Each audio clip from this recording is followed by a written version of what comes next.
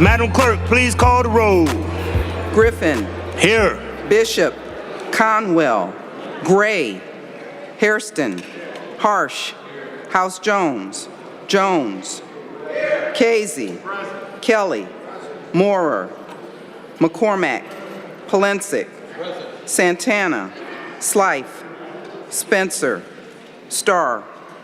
You have a quorum, Mr. President. Thank you so much. Will everyone please rise for a moment of silence, followed by the Pledge of Allegiance?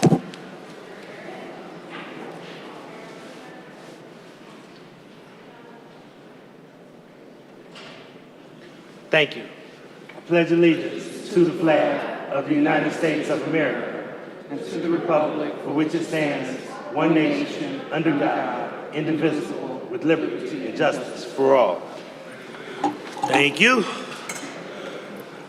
All right, I'm going to open up the meeting with the following statement.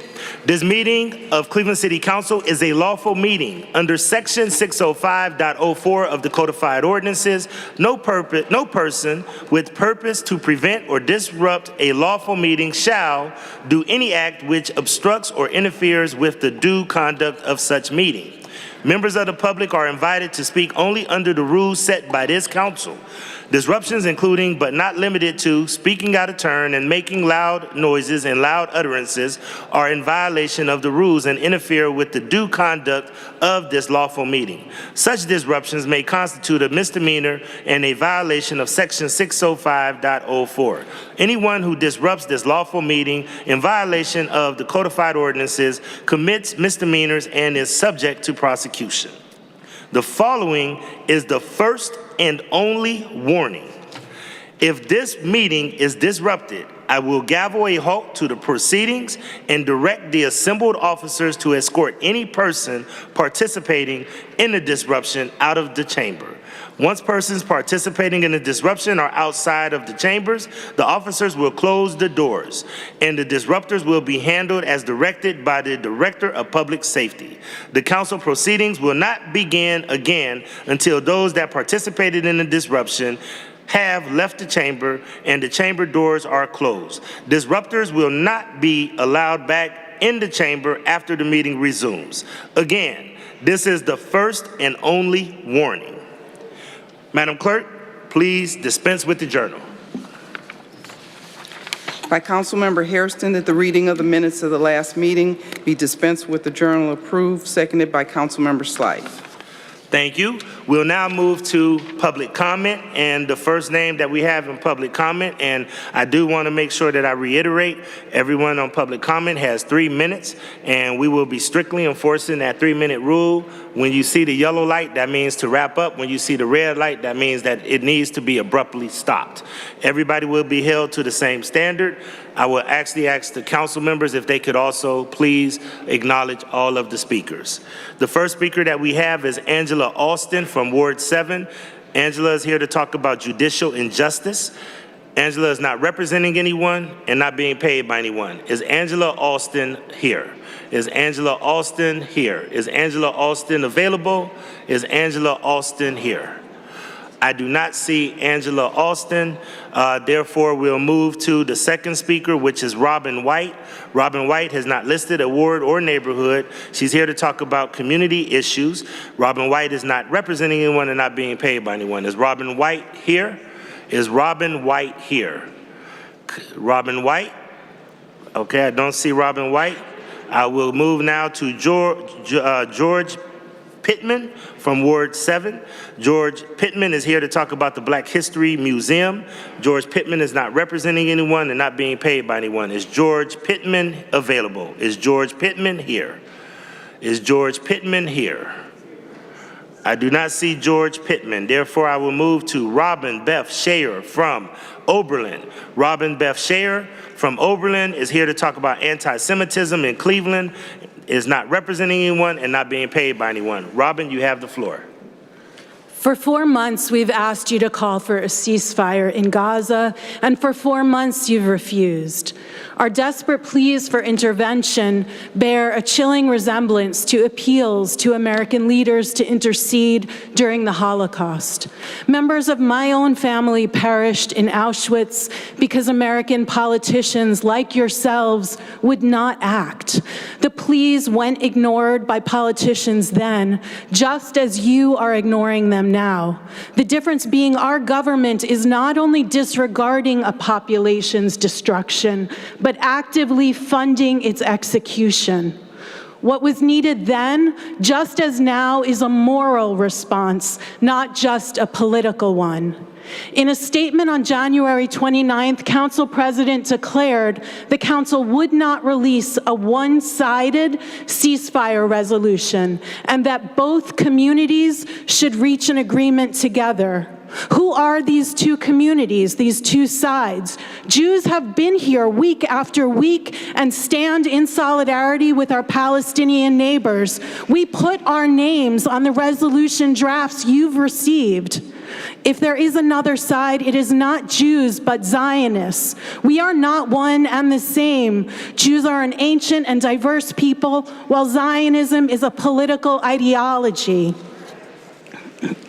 Why must we wait on the permission of Zionists to save Gaza, when it is precisely their ideology that fuels this destruction? By requiring the consent of Zionist leaders, City Council has knowingly made an impossible task a required condition. This is not a neighborhood disagreement over the use of a vacant lot. Insisting on agreement from Zionists on a ceasefire resolution validates an inhumane ideology and puts the survival of Palestinians precisely in the hands of people who seek their eradication.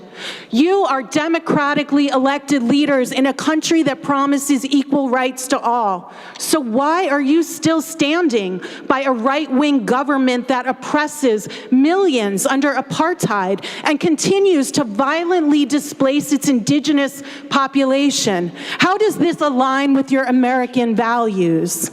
The ongoing genocide in Gaza should not require input from both sides. To the contrary, our leaders need to make decisions based on moral clarity. If we must speak of two sides, then think simply of right and wrong, just and unjust.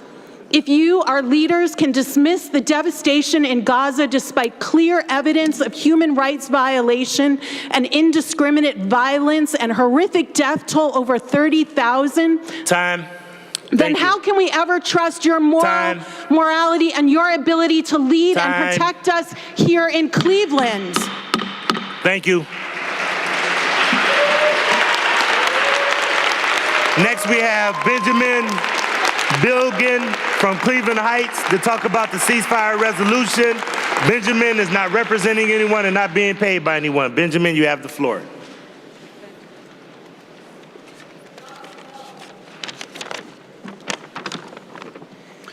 Good evening, Council. My name is Benjamin, and I'm speaking as a Jewish American, asking you to call for an immediate and permanent ceasefire in Gaza.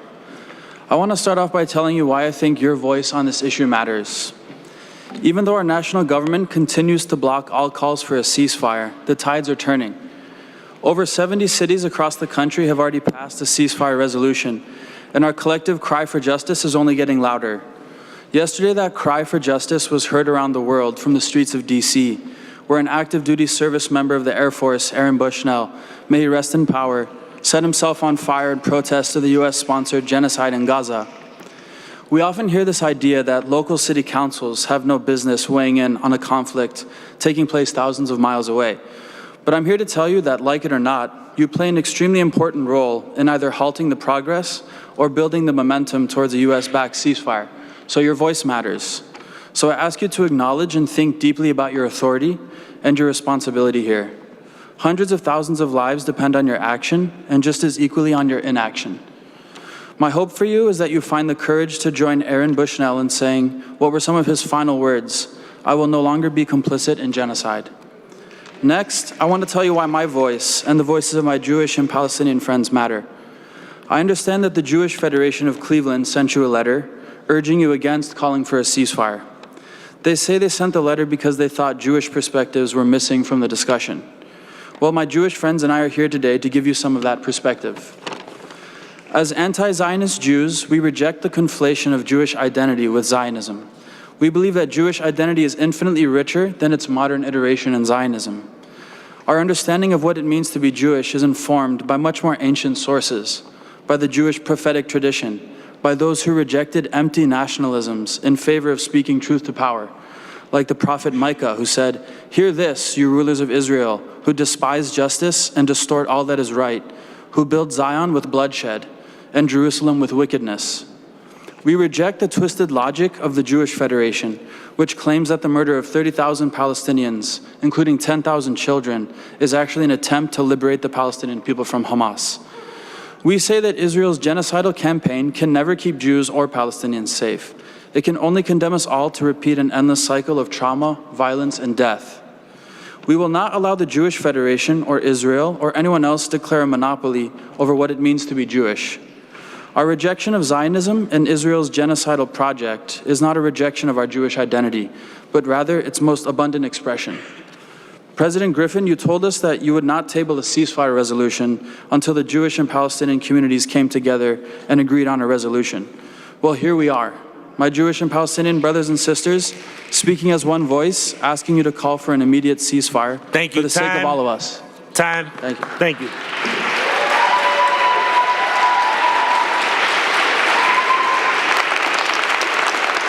Next, we have Kamal Tawil. Kamal Tawil is here to talk about, is from Berea, to talk about the ceasefire, representing no one and not being paid by anyone. Kamar. Bismillah. There are three things I want to educate you today. We have been coming here for weeks after weeks and it still isn't going through your head. The first thing I would like to talk to you about is a definition, the term Semite. Do you know what it truly means? It encompasses a mosaic of peoples, including Palestinians, who speak Semitic languages. So when you brand us as anti-Semitic for daring to advocate for Gaza, you're not just missing the point, you're erasing our very existence. We are Semites too. We are fighting for our people, our heritage, our right to exist without fear or oppression. Do you know what gauze is? You know, like the medical thing, the medical woven cloth? Do you know where it comes from? It comes from the word ghazat, because Gazans have been skilled weavers for centuries. It makes me wonder how many of our wounds have been dressed because of them, and how many of their wounds have been left open because of us. The second thing I want to educate you all on today is a more current topic about our dear City Council President, President Griffin. There's a picture that has been circulating the internet. It consists of a man named Alec Popiviker. If you don't know who he is, he was the man that was banned from campuses like Case Western Reserve University, John Carroll University, and Cleveland State University. Do any of you know why? Because of harassment, because of assault, and because of theft. Did you know that he has been arrested multiple times at protests and in general, especially on those campuses, for harassment and hate speech? And that is who is in the photo with President Griffin. That is who President Griffin is advocating with. Not the innocent lives of civilians wanting a chance to live, no, but with the belief that it's okay to terrorize women, murder children, and laugh upon their graves. The third thing that I want to speak to you about is that this isn't a war between religions. It's not about Muslims versus Jews, as we have proved to you over and over and over, that the Jewish population stand with Palestine. This is a genocide. This is an ethical cleansing. When will enough be enough? Palestine is not only a Muslim, brown, or indigenous cause. It is a humanitarian cause. It's about common humanity between all people, regardless of race, religion, identity, political opinion, gender, or even age. You just have to feel human. The other day I was scrolling on social media, you know, as one does on their free time, and what I saw was so saddening. I saw IDF soldiers dancing, scroll. IDF soldiers singing, scroll. IDF soldiers making fun of the children and the people that they have murdered. Next post, a Palestinian girl hanging off a wall. A child, a 12-year-old girl was hanging off the wall, pinned to the wall, with all her limbs cut off. The next photo, the next video, the same IDF soldiers laughing at that girl, making fun of her. Some of you sitting in front of me approached a couple of us and asked if there's anything we can do. We spoke. We requested to pass the resolution or at least discuss it. And someone did speak up about it. It wasn't someone that approached us, but she was brave enough to stand up. We asked to pass the resolution and you looked me dead in the eyes and said all we could do is pray. You know who you are. For someone who came to me and said that we have sympathy, we don't want your sympathy. We want you girls. Thank you.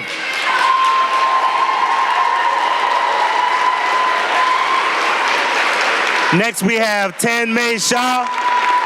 Tanmay Shah is from Ward 17. Tanmay Shah is here to talk about safety and recycling, not representing anyone, and not being paid by anyone. Tanmay Shah. My name is Tanmay Shah, and the Rabbi Miriam will be speaking with me. My name is Rabbi Miriam Geronimo. Excuse me, the rules have that only one person at a time, so if the person who is I live speaking is in Ward Tanmay Shah, 14, and I'm if we honored could, to- ma'am, you have not registered. The mic is for Tanmay Shah.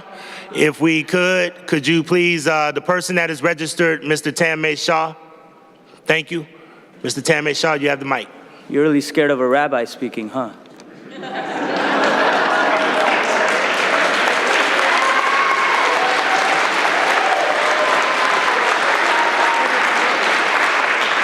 I'm honored to stand next to Rabbi Miriam Geronimus, who lives in Ward 14, to express our grief for everyone who was killed on or after October 7th, Palestinians and Israelis, Jews, Muslims, Bedouins, Christians, and others, and also Aaron Bushnell, who martyred himself in solidarity yesterday. In Jewish tradition, Mourner's Kaddish is recited in honor of those no longer with us.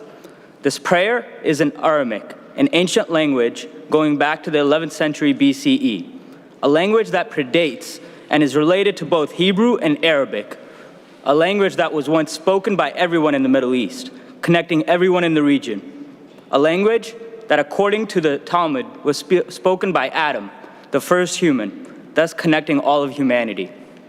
Kaddish is one of the oldest Jewish prayers. It has held Jewish grief for millennia. Traditionally, it has been recited by family members of the deceased, but since the Holocaust, it has also become a vessel for collective grief that cannot be contained, a way to honor those who have no surviving family members to say Kaddish for them. In that spirit, Rabbi Miriam has planned to recite Kaddish for everyone in Israel-Palestine who has left this realm before their time. City Council has not allowed her to do that. Blaine Griffin has not allowed her to do that. Nonetheless, I invite every Jew in this room to stand to express grief, to honor all of the dead, to stand in solidarity with our Palestinian siblings, and to insist, as the Kaddish does, that there will be a better tomorrow, that peace will prevail. The loss is massive, and we could not possibly name even a fraction of those killed in the time allotted.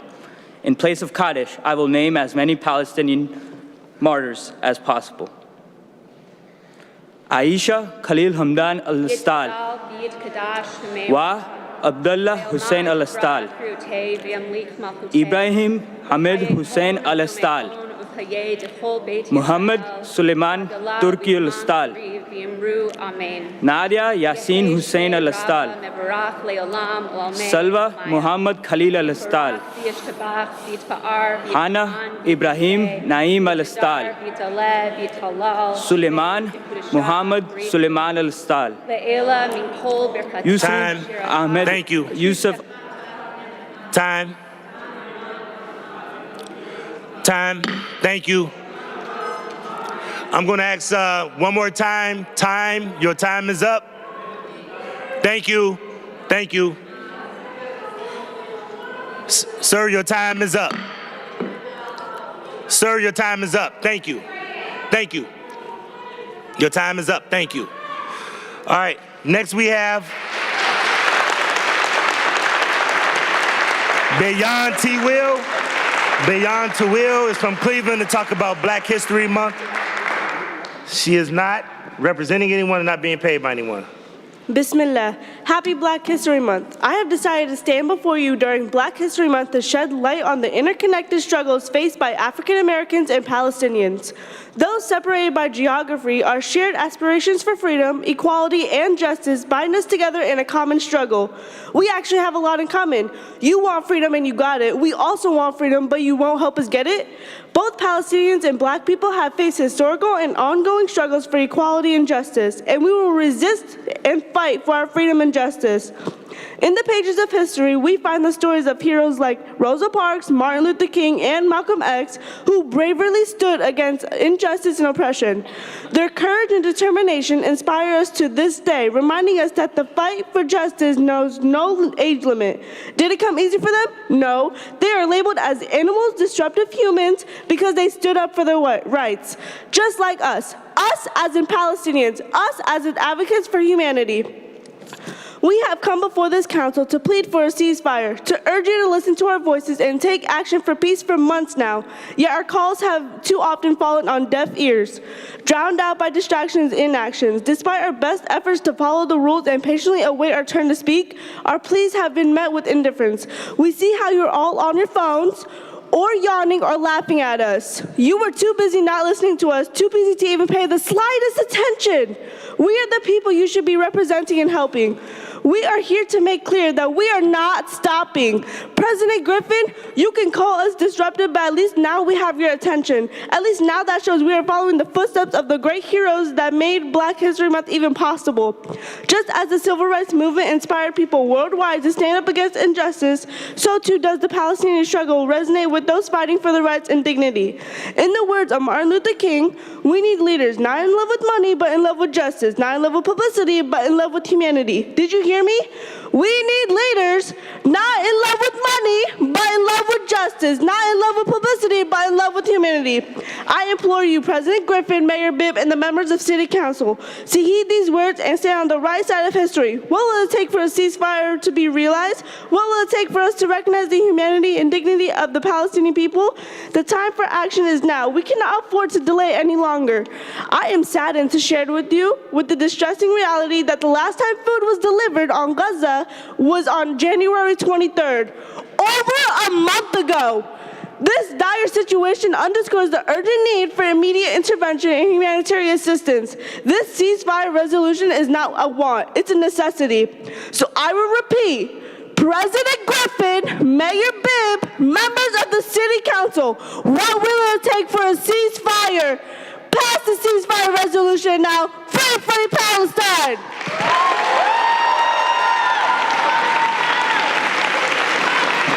Next, we have Joe Smith from Ward 2. Joe Smith is here to talk about a budget conversation. Joe Smith?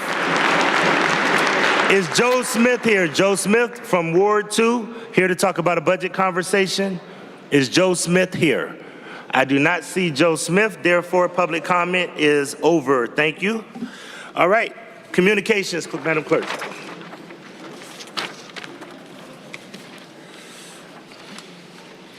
File number 226-2024 from Timothy Morgan, manager, JIC Brooklyn Senior, LLC.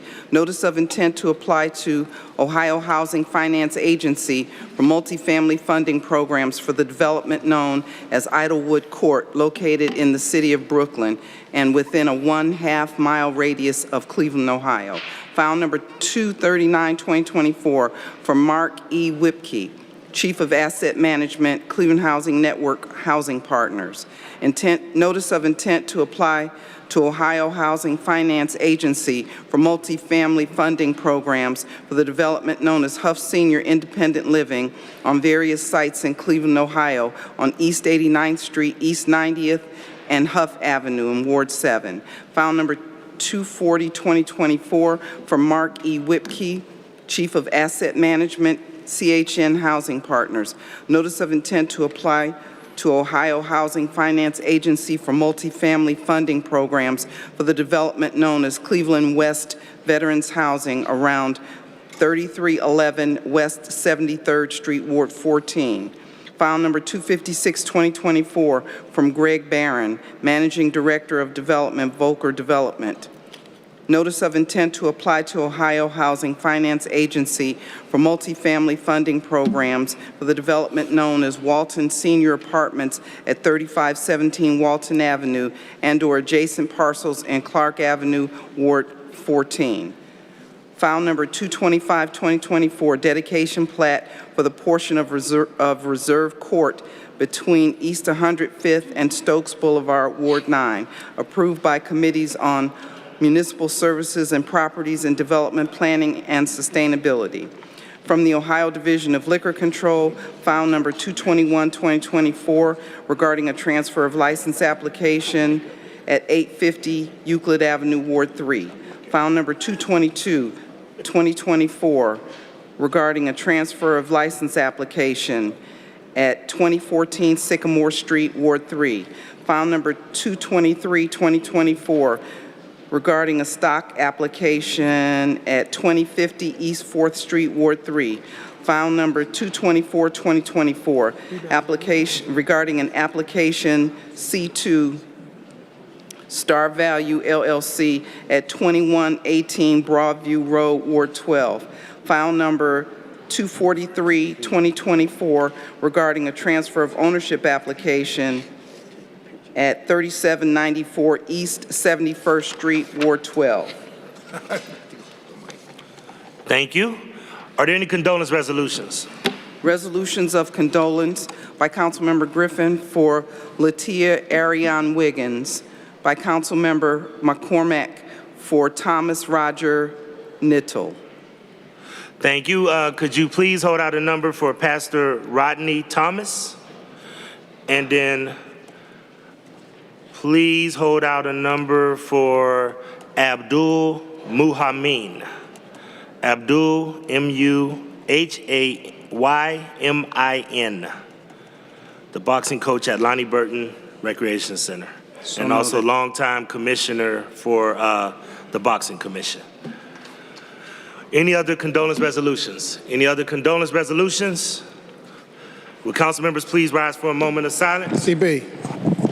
Oh, Councilman Starr? Yes, can you hold out a number for Lawrence Hanson? Hanson. All right, thank you. Please hold out a number for Lawrence Hanson. Will all council members rise for a moment of silence?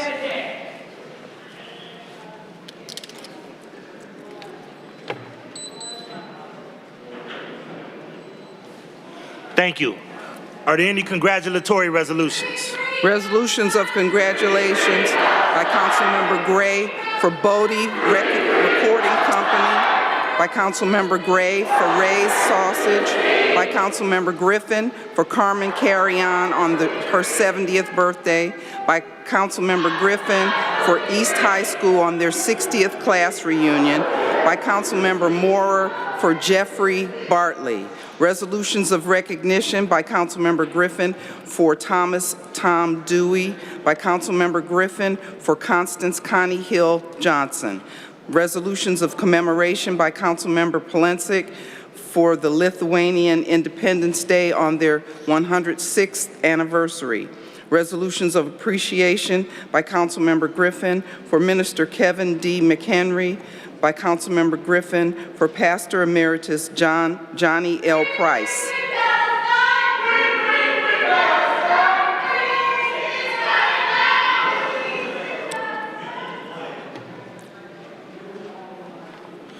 There are no presentations, therefore move to first reading emergency ordinances referred for administrative review and committee review.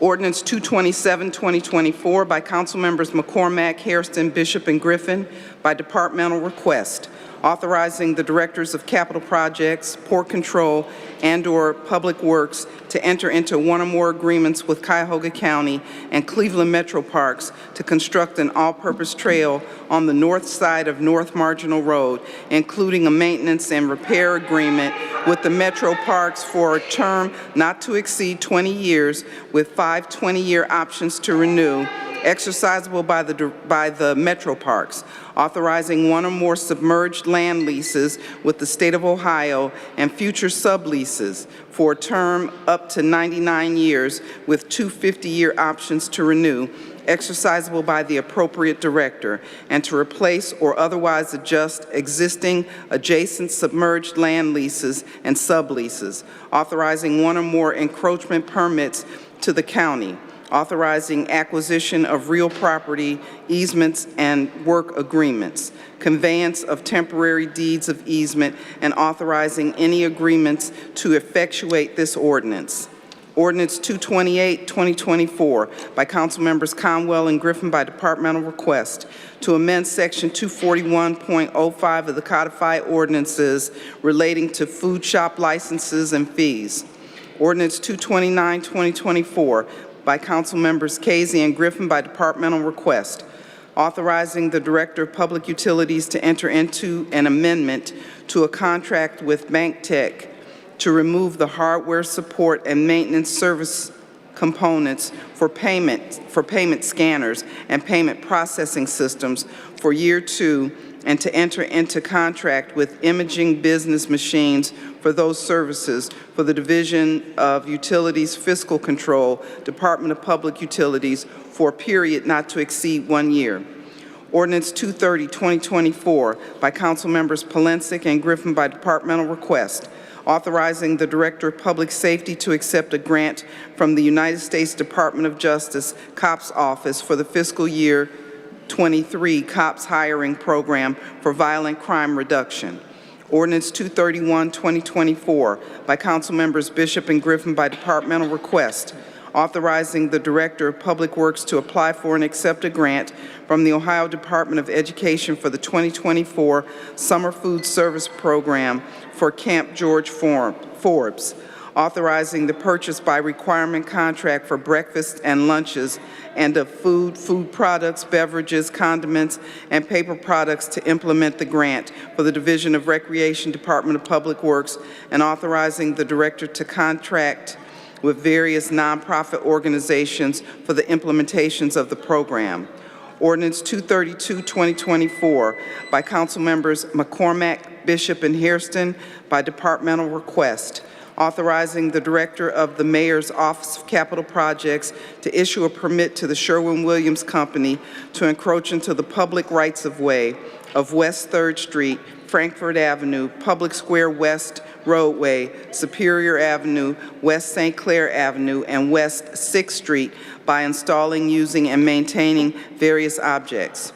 Ordinance 233, 2024, by Council Members McCormack and Griffin by departmental request, authorizing the Director of Port Control to exercise the first option to renew a contract with the United States Postal Service for the lease of certain city-owned property generally located at Cleveland Hopkins International Airport, South Cargo Road, Building 220, to maintain and operate a warehouse, sorting facility, and post office retail store. Ordinance 235, 2024, by Councilmember Griffin by departmental request to amend sections 35, 37, and 38 of Ordinance 194, 2021, as amended, relating to salaries for various classifications. Ordinance 241, 2024, by Councilmember Conwell, changing the name of Moulton Scoutway Park in Ward 9 to Shirley Chisholm Park. First reading emergency ordinances to be passed.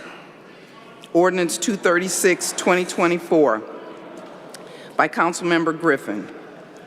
Excuse me, authorizing the Clerk of Council to enter into a second amendment to the agreement with iVideo to authorize additional professional services necessary for the implementation and installation of various components of the video production system to replace various old components in the Mercedes Cotner Committee Room for Cleveland City Council.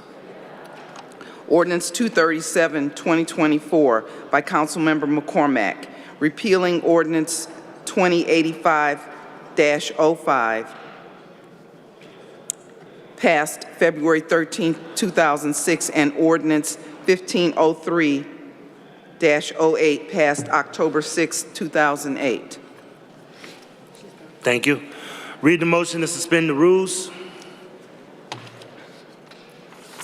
By Councilmember Hairston, that the rules be suspended and the legislation just read be placed on final passage, seconded by Councilmember Slife.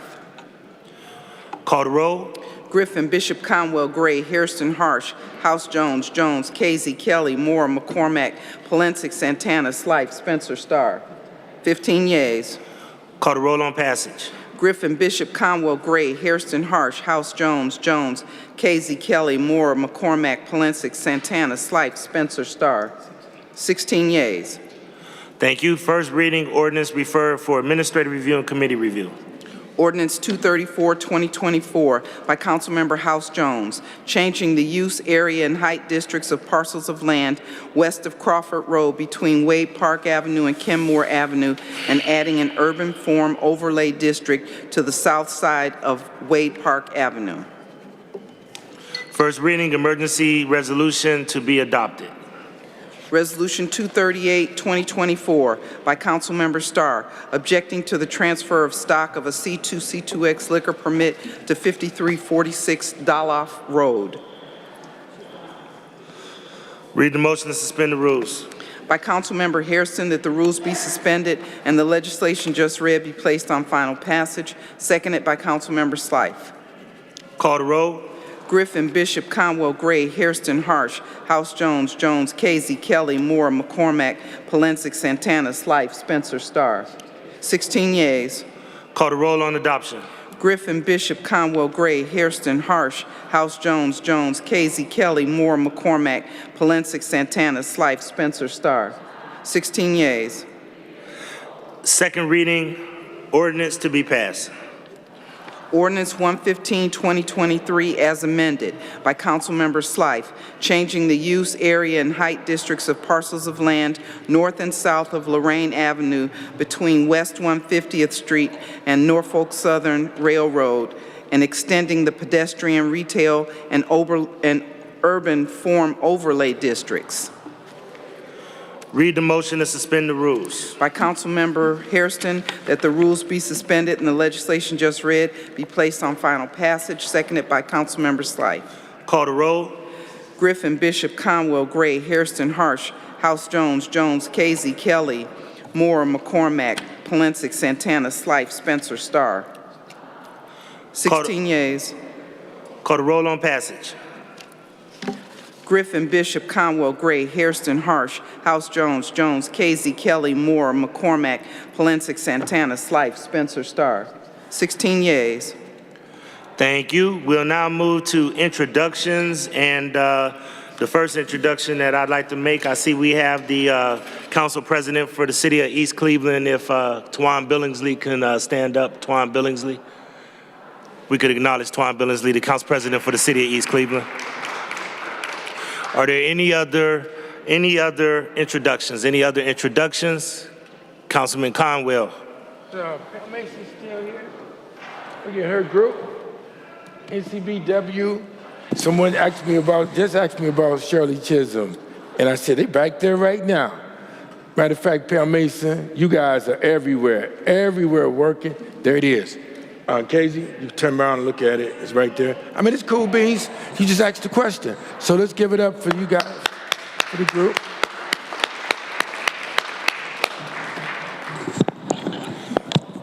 Councilman Joseph Jones. Mr. Chairman, I rise to recognize the African-American Museum Director, Frances Caldwell, in the back. Please acknowledge Ms. Caldwell. Do we have any other introductions? Any other introductions? Seeing no other introductions, any announcements? Any announcements? Seeing no announcements, do we have any miscellaneous? Councilman Kevin Conwell has asked for extra time. Thank you very much. You know, I want to thank you for bringing in Dr. Morgan. And, you know, when I have deep roots in the CMSD, when I saw that they were cutting and they put the 20 million inside of the general fund, I felt real sad about that. And then I asked the question to Dr. Morgan, and I know the mayor also is not a father. He's not a dad. And Dr. Morgan is not a father either. When you become a father, like you're a very good father, Brian Casey. I see you and I see Kevin Bishop is a good father, and Slife is a good father, and Joe Jones is a good father, Anthony Harrison a good father. When you become a father, a parent, you change your roles. You change your roles to do that. You were male, but then when you become a father, you become a parent, and you become an engaged father. So they can't even understand why we were upset dealing with parenting. That went past people when I asked him about, is he a parent? Because we live through our children, and you want the best for your children, and you engage in your children's education, and you fight to make sure that nothing is taken away from them. That's what a man will do, and a good father would do, and a good parent would do. When you're a father, he responded, he said, well, I got 35,000 children. The first thing I thought about, as a father, you up late at night with your kids, taking them to University Hospital or Metro Hospital because they have an ear infection. And then your doctor come in and tell you something is wrong with your kids' ears or whatever, and they might not be able to hear or have a throat infection. It's not just saying you're a dad because of 35,000 children. You're talking to me. I think I know a little bit about parenting. I was honored in D.C. as the national dad in 2001. And then your pieces popped up everywhere. And engaged in the schools for the children. Children want to know, are you going to fight for them? So when you take this money away from them, they turn around and say, ain't nothing true, ain't nothing real. And then you put together a system and you put money out there to talk about fighting against poverty and fighting against, because you say children are carrying weapons and guns. Children don't trust adults who are not fighting for them. They want to see you out there battling for them. And that's fatherhood. It's not just saying you have 35,000 children. It's in your guts, man. You can feel it. That's the role of a father. And then your wife look at you or your significant other look at you and say, that's my man. And your daughter look at you fighting for her, and she grow up and she wants to get a father, she wants to get a husband that look just like you. And the ones who are not dads or fathers, they don't understand their role. That's why the $20 million was taken out. It's not just looking at the budget. Well, heck, I'm an MBA. I know about budgeting. You want to balance the budget, but not on the back of the children and who are fighting for them. You got to fight for the kids. And that's very, very important. That's very important to me. And then that's how you get children to want to listen to you, because they see you out there battling on their behalf and they say, he's real. He's a real man. That's my daddy. That's my poppy. I remember this story real quick. My house caught fire back in, I think it was 1999. And I was living on 131st Street. And we got the kids out, Yvonne and I, and they ran out the house. And my daughter, Crystal and Christina, was crying. And they ran across the street to our neighbor's house across the street. So I walked in to do a second check on my children. And you know what Crystal said to Christina Conwell? She said, Daddy's gonna take care of us. Daddy always take care of us. That make you feel good, man. And then you gotta be children to the other kids who don't have a father. You gotta be there. And when these kids, the programs are cut into the schools, I'm serious, man. Are you a father? You a father? There you go. When programs are cut, then the children in my neighborhood say, ain't nothing real. Ain't nothing real. I walk the neighborhoods. I see what's going on at home, and when children go to Glenville or Stephanie Tubb Jones just to get a meal. So I said what I might have to do, Mr. President. Back in 2005, there was a CEO named Sanders. And I had an issue at a school called Patrick Henry. I changed that name to Patrick Henry, and I want to thank you guys for doing that too. I don't think that young African Americans should be going to a school named after someone that oppressed my people. And they need to go to a school to somebody to love them. Put that over there. Patrick Henry, Sanders, did not have one black person working on that school. And I talked with him about it over and over again. And I went to the school, I did my own OEO. Frances was right there with us. She was right there with us out there. Boyd was out there with us as well. And we shut that school down, and that's what we might have to do again. We might have to go to the board meetings, shut it down, shut the board meetings down so people can hear us. We shut it down, cops came from everywhere. And then today, you got your OEO. That's some history right there. And today, we ended up with black kids. You were the commander, Commander Drummond, back then. Now, today, we have people, African Americans, working at the schools. So I mean what I say, and I thought about it coming here. I said, we might have to do that. We might have to do that and show it. Even when they were out there mentioning about King, you know what King did? He had children, and he embarrassed America back there in the 60s. He embarrassed America when downstate Bull Connor was putting dogs and water holes on the children. He embarrassed America in front of the world with children, with the children. Who's going to fight for them? How you expect these kids to grow up to be men and young ladies if they don't see? They learn from us. We cultivate them. And then when everything we do for our children. Everything we do. They can't fight for that 20 million or that 16 million. But I tell you what, we can do. Brian Casey, Kevin Bishop, Slife, you didn't sign.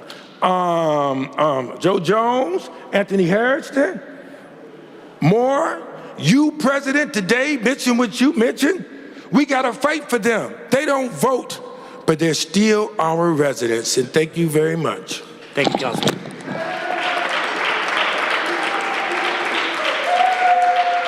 Councilman Joseph Jones has asked for extra time. Mr. Chairman, I rise. I just want to thank my new commander in the 4th District. He's only been there for about at least 2.5 weeks, but I've immediately starting to see a change in the neighborhood. So who you select as a commander, who you select as a leader does make a difference. And so I want to thank him for the work that he's already starting to put in the community, and I look forward to a long and great relationship in trying to turn around the crime in the neighborhood. But I want to talk about Black history. And there's 3 levels of it. The first level, when I think about Black history, I think about the death and the struggle of bringing African Americans to this country against their will, and hundreds of millions losing their lives. And then once they got here to America, they fundamentally helped build the foundation of this great country. And without their free labor, we wouldn't have the financial institutions we have that made a lot of money and profiteered off of that. We wouldn't have the infrastructure that we have today with the free labor that's in place. We wouldn't enjoy many of the rights as Americans if it was not for African Americans and through slavery building this country. And I look at the next level during peaceful protests, the civil rights era, and how African Americans, and my colleague Kevin Conwell talked about a little bit of that, and how they had peaceful protest. They didn't come down trying to insult anyone. They didn't come and say in the midst of danger anything other than holding hands and singing a song, "We Shall Overcome," along with other songs. And together they helped to forge and make a difference and a better way of life for us who are here today as Americans. And in the midst of that peaceful protest, many of them were murdered, killed, hung, women were raped, dogs were seeked on innocent people, and the bloodshed was all across America. What was really horrible for me, Mr. President, was being in a church last week rather. And in the church, a young black male came up to me on the microphone, and he asked me, he says, "What shall I do if the police pulls me over? Should I, if I'm in the right, say or protest against it or say something against it?" And what was really heartbreaking was we had someone else begin to tell them that, yes, they should stand up for what their rights are, and say what it is to the commanding officer. And so then I had some people in the back say, Joe Jones, you need to speak. Don't let that be the final word. And so then I spoke up and I said, you're a black man in America. And this is a shame that we got to say that at this time, that if the police come to the car, and this is what the advice I gave to my son at 14 years of age, keep both your hands on the steering wheel, son. Yes, sir. No, sir. Yes, ma'am. No, ma'am. Have your registration out and have your driver's license on the dashboard, and then ask permission to give your driver's license to him. Because at the end of the day, we don't know what's coming up to that car. We don't know what the mentality is coming to that car. We don't know what the traumatization is coming to that car. And there's too many examples right now where unarmed black men have been shot and killed just for a traffic stop pullover.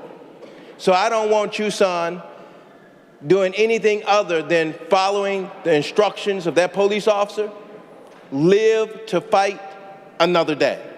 That's the reality we live in America. Just look at our school systems right now, and you touched upon it. An F, really? We're at an F rate in this city? More than 20 years? Really? In the African-American community, for our young people who are supposed to lead this city, and we built this talking about the 3 phases of African-Americans being in this country? Look at the poverty we're in right now. It's appalling, and we've accepted it. So when we see other people coming in, they don't go through what we go through. They don't deal with the stress that we deal with. We have a black mayor and a black council president, and the stress that I see the president go through is quite a bit of a much. And at the end of the day, does he get any better for it? Do you get a data boy? Do you get a pat on the back? Does he get any little extra? No.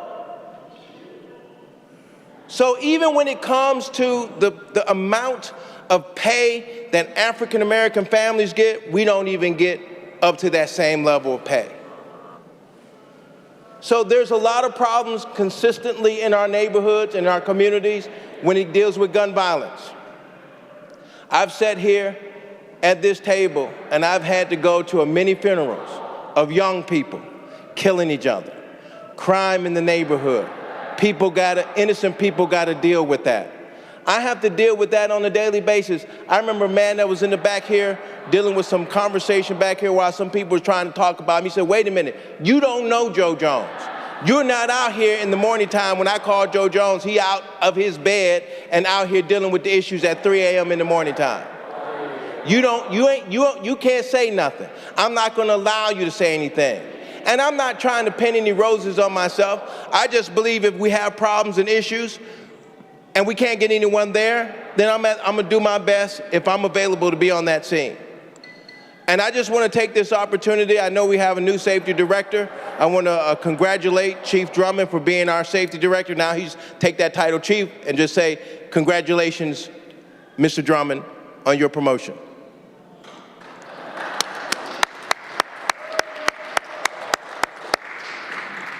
I pointed that out because I really want to work with you to make our community safe.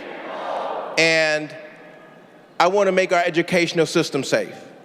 And we've sent a strong message to Dr. Morgan rather. We sent a strong message to him today. I hope he reconsiders it. He's going to have to come back to this neighborhood. And it is my hope that we will be able to support him and be able to work with CMSD to fundamentally deal with their issues. And then finally, I just want to thank the men and women of my colleagues who are here. I see the work that you're doing. You guys are doing an outstanding job.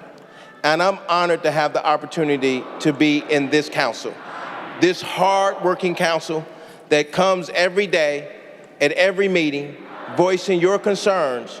Your commitment and your engagement to your citizens should be applauded. Thank you, Mr. President. Thank you. Councilman Richard Starr.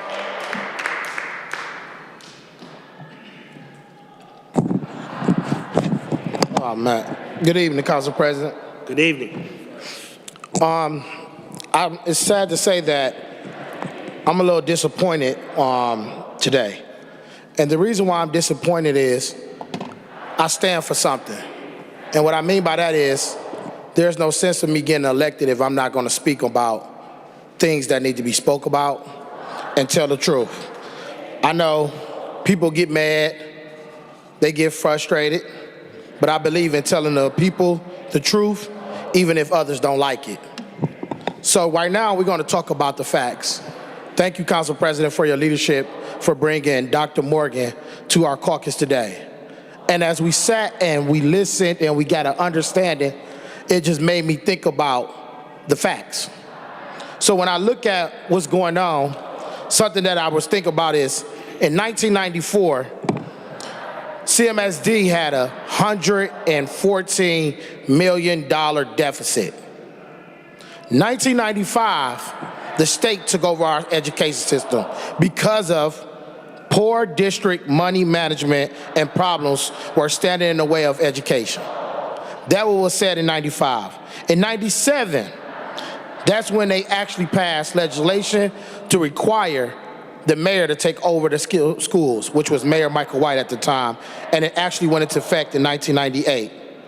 So this process that we have of mayor oversight was for us to handle a money management issue. But we cannot forget that in the whole system, we really don't have everything in place. Because in 97, the Ohio school funding method, which exists today, was ruled unconstitutional. The reason why is because the poor districts, such as Cleveland, receive less money per capita from residents because of the taxpayers. So we look at this system that is going on, it's broken, it's flawed, it's messed up, and it's lacking in so many different ways that it doesn't make no sense. I'm mad today is because we had a $20 million donation given to our students from Mackenzie Scott. There was promises and deliverables. There was things planned out for our children, our students, our children, our future leaders, our teachers, our faculty, our schools. And just because a new CEO comes in, he decides to take the money because we have a $168 million deficit based on those individuals who are in leadership. So I'm disappointed because leadership has let our kids down once again, and our kids is going to have to suffer. This does not make any sense at all. This money is a one-time gift. I am still frustrated, and I still want to urge Dr. Morgan to do what's right. Him coming up and saying that he didn't create the program, so he doesn't break no promises, that is disrespectful to all of our educators, all of our students, and everyone.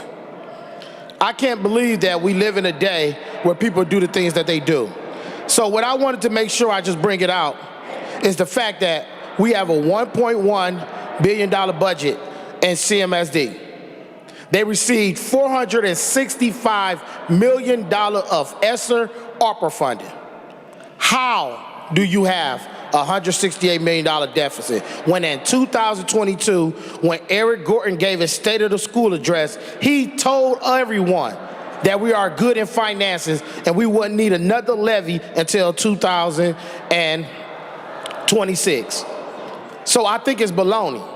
I think it's very disrespectful. I think it's lies, and I think it's been mismanagement of funds. So I am urging my colleagues as well as us, we need to talk to the state legislators. And I think we need to put something in place. And that system we need in place is council needs to have oversight of the school budget. On top of that, we need to go to a different system.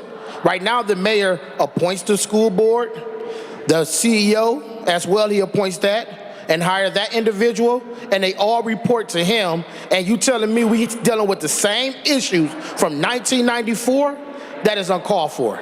So what I'm urging us to do is do our part. We cannot let our children down. We cannot keep saying that our school system is failing and do nothing. So I am urging us to make sure we get that oversight of this budget, because I don't see our city going broke as far as our budget. We budget all the time and make sure the finances, like you say, Council President, I'm a little cautious on spending too much money, because if the funding ain't there, we don't get reelected. So what's the point of having a system in place where everything is directed for the mayor and he misguided, oversight? And we could go into the facts. When he had his other chief in place for education, for part-time, he was meeting with Eric Gordon every week. Then it went monthly in June when she came on board. So did he miss oversight of what was going on? Because the forecast showed in 2022 in September that it was only a $187,000 deficit. Now we up to $168 million. That is disrespectful. That is destroying our city. And this decision of this deficit is going to have a negative impact from a decade from now. So I'm urging us to work with our state legislator. I'm going to take a trip and I'm going to lobby, because we need elected school board, and we need to make sure anybody that get hired as CEO, they need council approval, and anything they spent as far as dollars need our approval too. Thank you, Council President. Thank you. Appreciate it. I don't see any other miscellaneous. I did want to acknowledge, I didn't see him earlier, but we have a Ward 6 resident, John Boyd. Mr. Boyd, good to see you here tonight. All right, that being said, Madam Clerk, please excuse.